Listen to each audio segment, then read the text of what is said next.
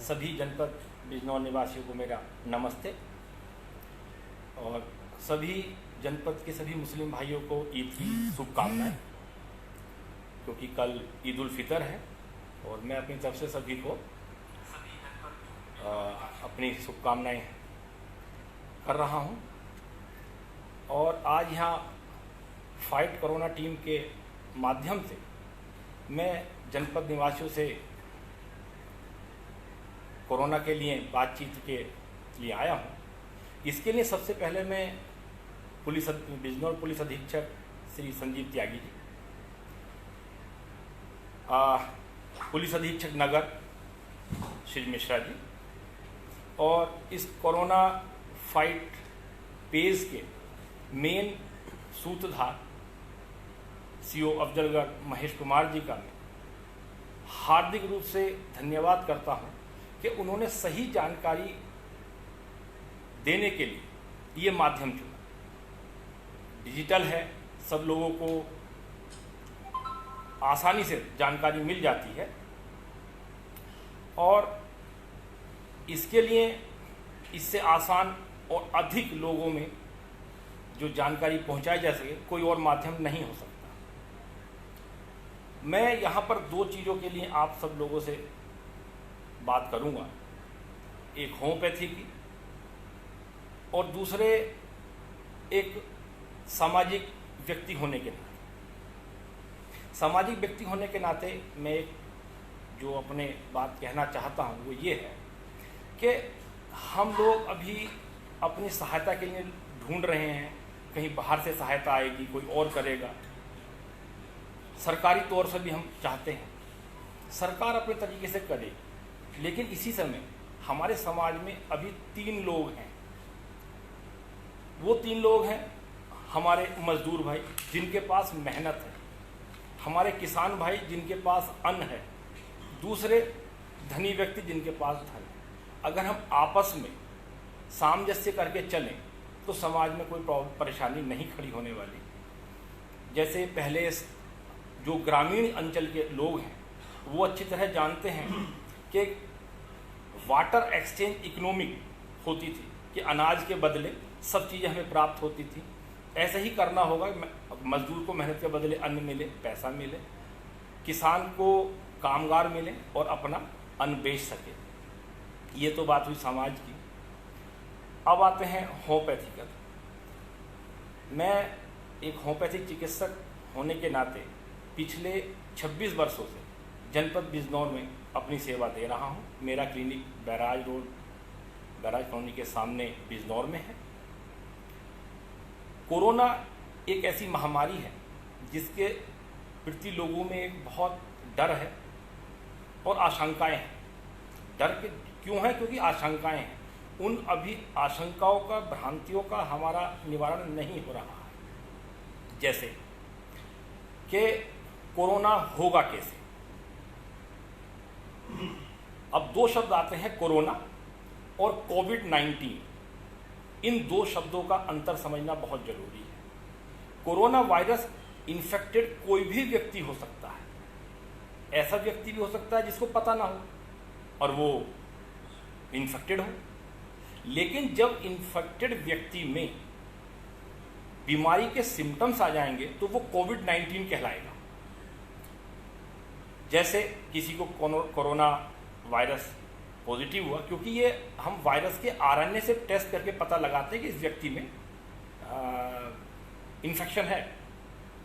अभी देखने में आया कि 80% से ज़्यादा लोग केवल इन्फेक्टेड होने के बाद केवल क्वारंटाइन में रह करके ही स्वस्थ होकर के वापिस आ गए। उन्हें किसी दवाई की जरूरत नहीं पड़ी है। ऐसे ही अगर उस व्यक्ति में, कोरोना इन्फेक्टेड व्यक्ति में बुखार, खांसी, गला खराब होना और निमोनिया संबंधित अगर लक्षण आते हैं तो ये कोविड-19 कहलाता है। उदाहरण के तौर पर किसी व्यक्ति को हेपेटाइटिस बी वायरस हो जाए, जरूरी नहीं उसको जॉइंडिस हो। बहुत लोगों को पता चलता है जो विदेश जाते हैं, उनसे टेस्ट होता है कि हमें तो हेपेटाइटिस बी है, कभी हमें हुआ ही नहीं जॉइंडिस, मतलब पीलिया नहीं हुआ है। तो ऐसे ही जरूरी नहीं है कि उस व्यक्ति को वो बीमारी के लक्षण आए। दूसरा कि जो कोरोना है ये कैसे होगा, इन्फेक्शन हमें कैसे आएगा, एक सबसे बड़ा डर और आशंका है।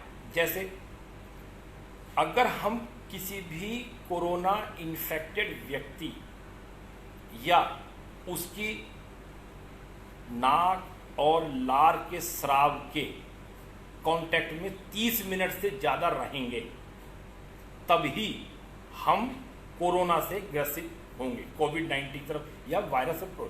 अगर आप बाजार जाते हैं, कोई चीज़ छूते नहीं है या कहीं हाथ लग जाता है और आप 30 मिनट से पहले अपने हाथ साबुन से धो लेते हैं या सैनिटाइज कर लेते हैं तो आप इन्फेक्टेड नहीं होंगे। ये डरने की जरूरत नहीं कि मैं बाजार गया, मैं अभी बाहर निकला, कोई मुझे छू गया, मैं निकला था भीड़ में, मुझे कोई रगड़ गया।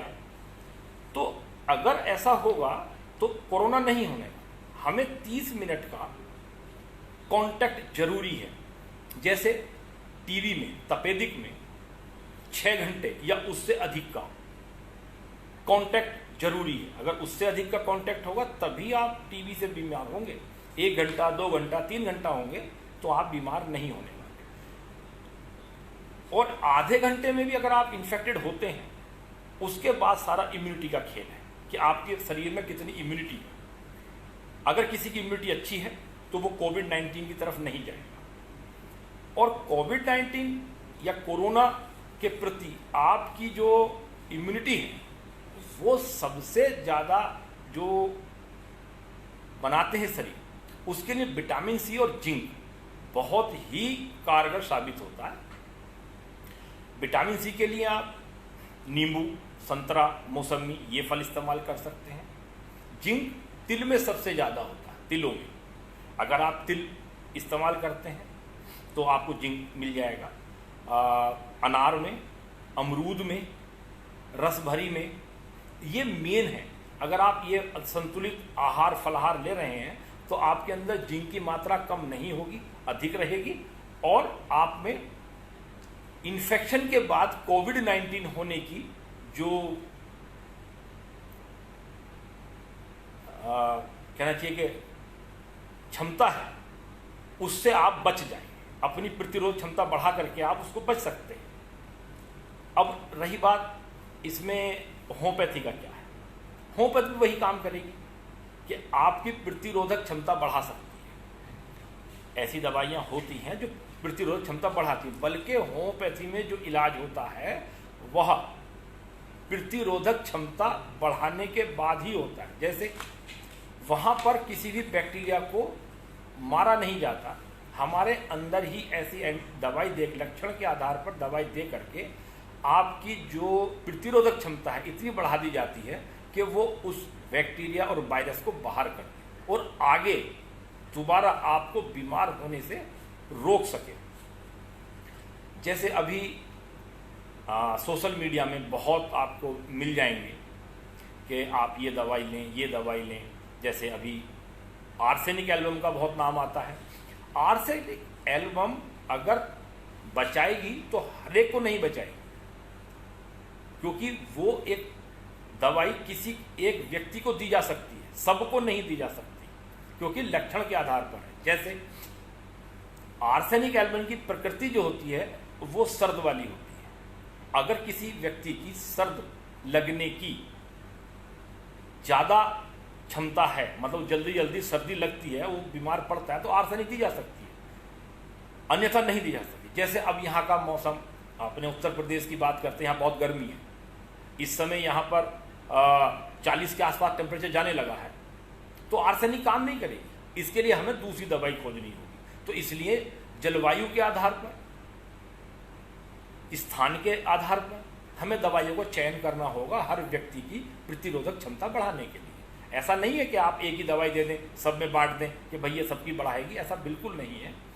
और जो आपके मैसेज घूम रहे हैं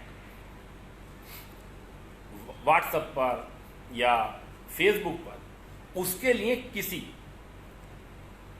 होम्योपैथिक चिकित्सक से आप जरूर उसके लिए पूछें कि क्या ये दवाई ली जा सकती है या नहीं।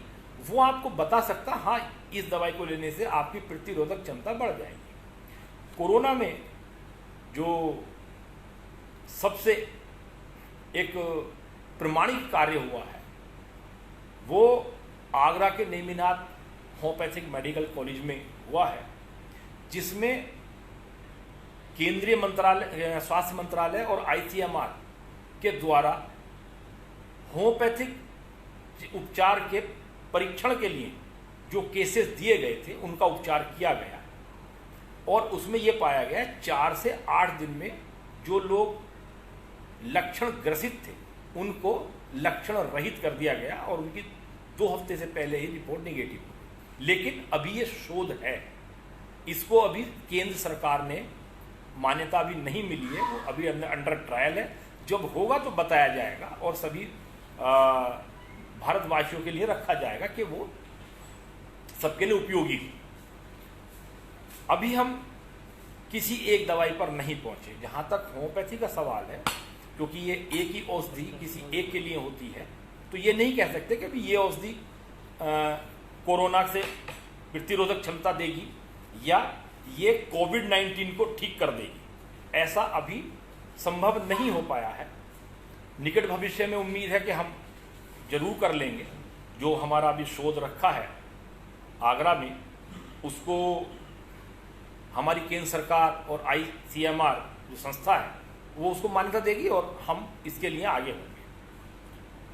और रही बात अन्य की, इन दिनों जो होने वाले रोग हैं उनसे बचने के लिए आप ब्रायोनिया, चैल्सियम, ठीक है, और एंटमक्रूट जैसे यहाँ बहुत गर्मी पड़ती है, हम पानी की अधिकता, पानी की हम बिजनौर में कमी नहीं है, तो अधिकतर बच्चे तालाब में, यहाँ जो रजवाहे हैं, बहुत ज़्यादा नहाने चले जाते हैं, स्विमिंग के लिए चले जाते हैं। वहाँ पर उसके बाद जो होने वाले रोग हैं उनसे जो सर्दी, खांसी, जुकाम या कोई बुखार आता है तो उसके लिए एंटमक्रूट है, या हमारे जो स्किन की प्रॉब्लम्स हैं, सल्फर है, अर्टिका यूरेन से, ये दवाइयाँ अभी काम इस समय मौसम के हिसाब से दी जा सकती हैं।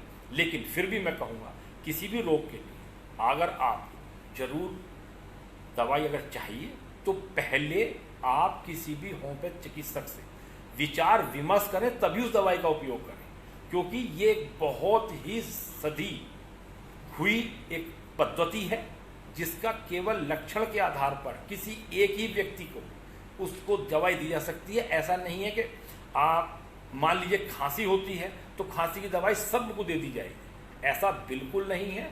खांसी की दवाई अगर देनी है तो वो किसी एक व्यक्ति को, एक ही व्यक्ति को दी जा सकती है कि वो दवाई उस व्यक्ति की है, क्योंकि आप लक्षण के आधार पर, और सबके लक्षण अलग अलग होते हैं। क्योंकि अगर एक घर में भी अगर आप देखते हैं वायरल फीवर आता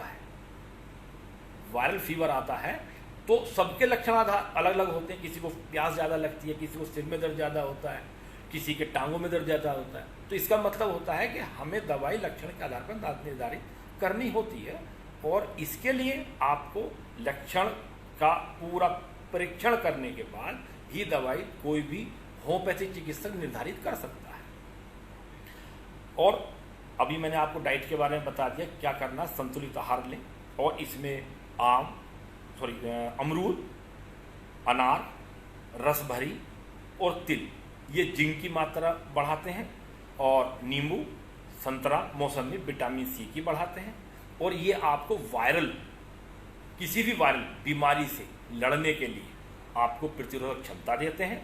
और आपकी प्रतिरोधक क्षमता बढ़ेगी तो आप किसी भी बीमारी से होने के लिए आप बचेंगे। खाली यही नहीं कि कोरोना से, और भी वो बीमारी होती है आप उनसे बचेंगे। दूसरा, व्यायाम अवश्य करें। व्यायाम का फायदा क्या है?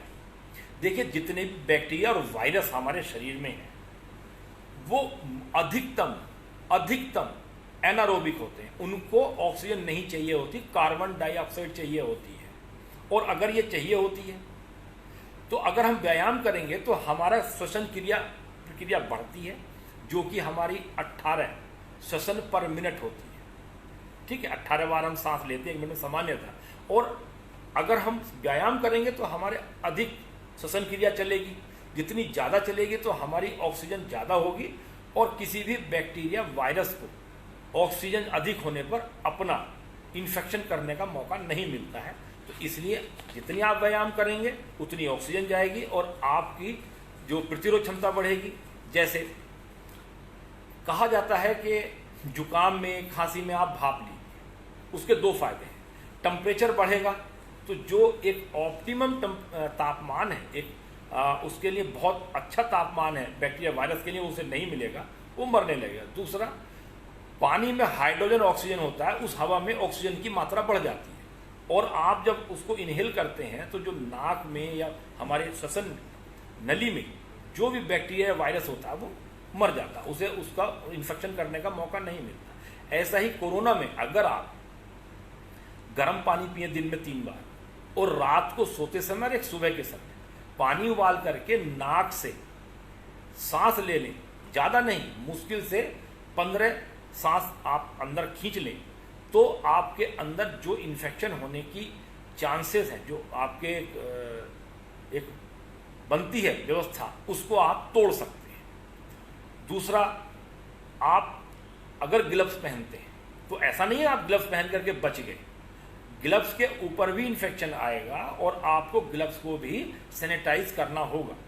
ग्लव्स पहनने का फायदा यह है कि अगर आप बार बार साबुन से हाथ धोते हैं या आप सैनिटाइज करते हैं तो जो लोग एलर्जिक होते हैं उनको त्वचा की परेशानी खड़ी हो सकती है, तो ग्लव्स पहनने के बाद आप उनसे बच जाते हैं और आप जब उनको सैनिटाइज करेंगे, ग्लव्स को करेंगे, तो आपकी जो हाथ की त्वचा है वो बच जाएगी। दूसरा, कहीं भी जाते हैं तो अपने नाक, मुंह, आँख को छूने से बचें, ठीक है। और जैसे पुलिस में हैं, बैंक में हैं, ठीक है, जो बाहर लोग हैं अगर उनको बचना है, क्योंकि हम अभी बिना अनजाने हाथ लगा लेते हैं, तो उसके लिए एक बड़ी अच्छी व्यवस्था आप कर सकते हैं। आप 4 टेप, जो मेडिकल टेप, पेपर टेप आता है, उसको लें, उसको कोहनी पर आप देखिएगा, मैं बता देता हूँ, यहाँ से यहाँ तक, ये बीच वाली हड्डी को छोड़ दें, यहाँ से यहाँ तक एक टेप लगा दें, फिर एक अंदर की तरफ ऐसे टेप लगा दें और इसको यहाँ पर एक टेप छोटा सा इन दोनों को जोड़ दें। तो जब आपका हाथ मुड़ेगा नहीं तो आपको एकदम याद आएगा कि हाँ भाई ये मुझे छूना नहीं। तो क्या है कि ये जाने अनजाने में हम ऐसा करते रहते हैं। अगर आप ऐसा कर सकते हैं तो आपको आदत पड़ जाए, कुछ दिन बाद उसको छोड़ दें तो आपकी आदत में रहेगा कि वो आप नहीं कर पाएंगे। और जो इस समय की दवाइयाँ मैंने आपको बताई हैं, ब्रायोनिया, जेल्सिमियम, पल्सेटिला और एंटमक्रू, ये दवाइयाँ आपकी प्रतिरोधक क्षमता इस समय बढ़ाने के लिए हैं। लेकिन ये आप समझिए, ये कोरोना या कोविड-19 की दवाइयाँ नहीं हैं। आपकी प्रतिरोधक क्षमता बढ़ाएंगी, आपकी कोई भी बीमारी होने की जो प्रबलता है उसको कम करेंगे, आप स्वस्थ रहेंगे। यही आपसे शेयर करना है।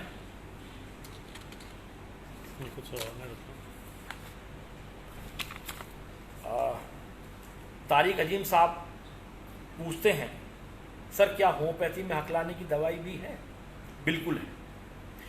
जो हकलाना है ये एक तरह का हमारा मनोवैज्ञानिक दबाव होता है। जैसे बता दूं, अधिकतर जो लोग होते हैं वो बोलने के शुरुआत में अटकते हैं। वो क्यों अटकते हैं कि एक बार अटके तो उन्हें टोकना शुरू कर देते हैं, अरे तू अटक गया। तो उन पे एक मानसिक दबाव होता है कि मैं इस बात को जल्दी से बोल दूं। और आप सामान्य रूप से भी किसी बात को जल्दी बोलने की कोशिश करेंगे तो अटक जाएंगे। तो ऐसे बड़ा हो या बच्चा हो, उसको आप टोकिए मत, आराम से समझाइए। जैसे बच्चा है तो बेटा आराम से बोलो, कोई दिक्कत नहीं। आप एक हकलाने का और समझ लीजिए, वो किसी सवाल का जवाब देने में जरूर हकलाएगा। और अगर आप उससे कहेंगे पोयम सुना दो, बच्चे से कोई गाना सुना दो, बिल्कुल नहीं हकलाएगा। क्यों? वहाँ पर उसे जवाब देने का उसके ऊपर दबाव नहीं है, केवल एक बोलना है। तो उसको समझाएंगे कि हाँ भाई आप आराम से बोलो, तो वो छूट जाएगा। टोकिए बिल्कुल मत, अगर टोकेंगे तो उस पर दबाव बनेगा, वो ज़्यादा हकलाएगा। तो इसलिए दवाई है, लक्षण के आधार पर दिया जाएगा। और किसी भी आप होम्योपैथिक चिकित्सक से मिले तो आपकी ये समस्या का समाधान हो जाएगा। राकेश शर्मा जी ने पूछा है, घर पर रहकर ज़्यादा मेहनत, फिजिकल वर्क नहीं हो पाता, तो घर पर स्वस्थ कैसे रहें? राकेश जी, इसका देखिए मेहनत तो नहीं हो पाती, लेकिन कुछ क्रियाएं ऐसी हैं जिन पर आप बहुत कैलोरी बर्न कर सकते हैं। जैसे जंपिंग जैक आप उछल करके कर सकते हैं। दूसरा, जो एक्सरसाइज साइकिलिंग आती है उससे कर सकते हैं आप, ठीक है। रस्सी कूद सकते हैं आप। दूसरा, अब ये तो हुआ मेहनत करने का, हमारा पर्पज है अधिक ऑक्सीजन लेने का। अधिक ऑक्सीजन लेने का सबसे अच्छा साधन कम मेहनत करके घर पर रह करके प्राणायाम है, भ्रस्त्रिका है, कपालभाति है, तो आप इनहेल करें। और वैसे भी अगर आप लंबी लंबी सांस बैठ करके लेते हैं तो ऑक्सीजन की मात्रा बढ़ेगी और आपके अंदर जितनी भी ऑक्सीजन जाएगी आपकी प्रतिरोध क्षमता बढ़ेगी।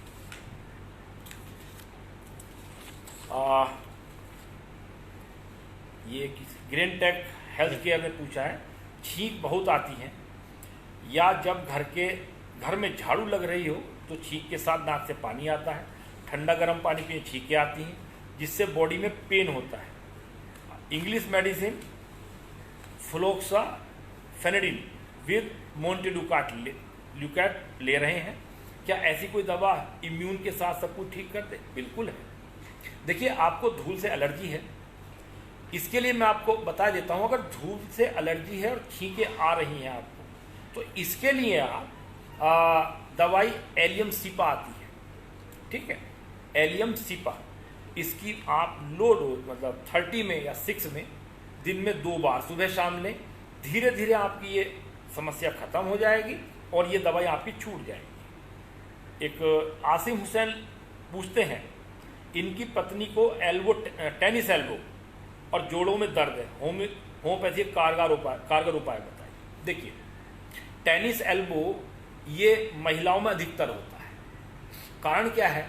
जो हमारा टेनिस एल्बो है वो इपिकोंडाइलर जो ये होता है मसल्स की, इपिकोंडाइलर मसल्स होती है, इसमें सूजन के कारण होता है, इसका परफेक्ट वो है।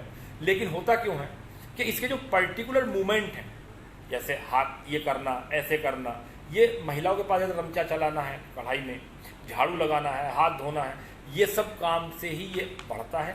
इस काम को रेस्ट कराएं, ये काम कम करें, वजन कुछ नहीं उठाना है। और इसकी एक समय में बर्फ़ की सिकाई, एक समय में गर्म की सिकाई, मतलब सुबह आप बर्फ़ की कर सकते हैं, शाम को गर्म की कर सकते हैं, शाम को बर्फ़ की करें, सुबह बर्फ़ की कर सकते हैं, ये करें। दूसरा, इसमें दवाई होम्योपैथी है और इसके लिए एक रूटा दवाई का नाम है रूटा, 30 पावर में सुबह शाम में इस समस्या का आपका निदान हो जाएगा। और सभी जनपद वासियों से मेरा निवेदन है कि जो जनपद प्रशासन द्वारा आपके स्वास्थ्य के लिए, आपके स्वस्थ रहने के लिए जो भी दिशा निर्देश समय समय पर जारी किए जाएं, उनका आप पालन करें। मुझे पक्की और पूरी आशा है कि आप घर में लॉकडाउन का पालन करते हुए स्वस्थ रहेंगे और आगे भी रहेंगे। और मैं ये जो आप फाइट कोरोना टीम की ओर से आपसे मैं निवेदन कर रहा हूँ, महामारी से लड़ाई में यही जानकारी बचाव का हमारा कारगर हथियार है। अगर हमें सही जानकारी मिलेगी तो हमें बचाव हो जाएगा। बिजनौर पुलिस की फाइट कोरोना टीम पुलिस अधीक्षक श्री संजीव त्यागी जी के नेतृत्व में जागरूकता हेतु यह अभियान चलाया जा रहा है और सभी लोग इससे जुड़ें और लाभान्वित हों। इस बेमिसाल सराहनीय पहल के लिए इस टीम को बहुत बहुत धन्यवाद। लॉकडाउन के दौरान प्रशासनिक, पुलिस एवं चिकित्सा व्यवसाय के संपूर्ण ब्यौरा में संबंधित अधिकारियों, कर्मचारियों के संपर्क नंबर इस पेज पर उपलब्ध हैं। कृपया उनका उपयोग करके आप सेवा प्राप्त करें। आपके पड़ोस में कोई भी इस समय जैसे बाहर से लोग आ रहे हैं, प्रवासी लोग आ रहे हैं, अपने घरों को लौट करके आ रहे हैं, उनकी जानकारी अवश्य दें, क्योंकि अब हमारे ज़िले में एक्टिव केस नहीं रहे हैं। जो एक्टिव केस आ रहे हैं वो बाहर से आ रहे हैं। इस समय ये मानिए कि महाराष्ट्र से आने वाले और गुजरात से आने वाले अधिकतम लोग इन्फेक्टेड होंगे। कारण क्या है? वहाँ से आने में उनको 12 घंटे ज़्यादा लगेगा, जबकि कोरोना से इन्फेक्टेड होने के लिए आपको 30 मिनट चाहिए। अगर एक कंपार्टमेंट में एक भी कोरोना पॉजिटिव है और वो उसने बाथरूम का उपयोग कर लिया बाकी सभी उसी उसमें जाएंगे, बाथरूम में, ट्रेन में, वो कहीं थोड़ी जाएंगे। तो ये आप कोरोना इन्फेक्टेड हो सकते हैं। दूसरा, अभी मेरे जिले में, जनपद में एक बहुत बड़ी जो आई है जानकारी कि नासिक से कुछ लोग ट्रक में, प्याज के ट्रक में बैठ करके आए, उसमें एक बंदा कोरोना का इन्फेक्टेड था। 11 लोग थे, 11 इन्फेक्टेड हो गए, उन सबको क्वारंटाइन किया गया। तो ये बात ध्यान रखें। दूसरा, पुलिस की संभावित संक्रमित लोगों की खोज में मदद करें। आपके पड़ोस में कोई है तो जरूर बताएं। स्वयं आकर, स्वयं जो भी लोग हैं बाहर से आ रहे हैं, अपनी स्वयं जांच कराएं, निगरानी हेतु फार्म भरने, सूचना दें, और आरोग्य सेतु ऐप जरूर डाउनलोड करें। ये देखिएगा, अगर आप किसी भी चिकित्सक के यहाँ जा रहे हैं तो वहाँ कुछ चीज़ें अब निर्धारित कर दी गई हैं। एक तो आपका आधार कार्ड होना, आधार नंबर होना अवश्य है। दूसरा, आपका आरोग्य सेतु आपके मोबाइल में होना अवश्य है, अन्यथा आपको किसी भी डॉक्टर के यहाँ एंट्री नहीं मिलेगी। तो इसे आप जरूर करें, यही मेरा कहना है। धन्यवाद, नमस्कार।